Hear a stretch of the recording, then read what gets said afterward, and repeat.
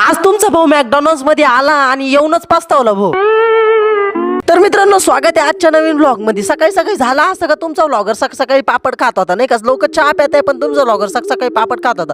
आणि एकाकडे आपल्याला लोणचं बनवायचं काम चालू होतं. आपली मम्मी ना लोणचं बनवत होती. आता घरी लोणचं मम्मी बनवू राहिली तर काही ना काही काम निघणारच नाही का आपल्याला आहे. मग काय मम्मीने दिला मला लसूण सोलायला. भाई मला ते काम अजिबात आवडत नाही ते लसूण सोलायचं, पण भाऊ काय सोलला जीवा मानव. आता काय मी माझे सगळे काम आटपवले आणि आवरून सावरून डायरेक्ट मी मा भाऊ निघालो डायरेक्ट मॅकडॉनल्डला. ऊन एवढं झालं होतं ना काय सांगावं तुम्हाला. मग काय त्याच्यानंतर आलो आम्ही मॅकडॉनल्ड मध्ये डायरेक्ट घुसलो नाही का. त्याच्यानंतर भाई मध्ये गेला एवढी गारा होती ना काय सांगावं तुम्हाला. मग काय मी ऑर्डर केली भाई आम्हाला 25 नंबर दिला आणि टेबलवर बसलो भाई. त्याच्यानंतर भाई एवढा टाइम लावला ना त्यांनी ते आणायला काय सांगावं तुम्हाला. मी काय बर्गर ते ऑर्डर केलं होतं. आता काय 200 रुपये देऊन मी एवढं सगळं ऑर्डर केलं होतं. मला तर त्याच्या पुन्हा अपेक्षा होती बरं का, पण काय पहिल्यांदा मी कोका कोला प्याला तो तर अपेक्षा सगळ्या तुटूनच गेल्या माझ्या. मला तर तो फक्त त्या बटाट्याचे ते चिप्सच आवडले म्हणजे काय ते फ्रेंच फ्राईज. आता इथं येऊन काय मला तर काय माझ्या भावाला पस्तावा आला होता. मी तर नुसते ते फ्रेंच फ्राईजच खात होतो काय. त्याच्यानंतर घेतला तो बर्गर खायला.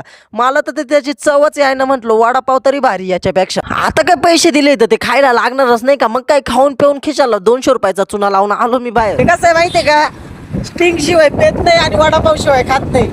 अशी गंमत आहे आमची. आता तुमची गंमत कशी असू द्या. व्हिडिओ आवडला असेल तर नक्की लाईक आणि ते करा बरं का. फॉलो करायला विसरू नका. भेटूया पुढच्या व्लॉग मध्ये. आजसाठी एवढंच. बाय.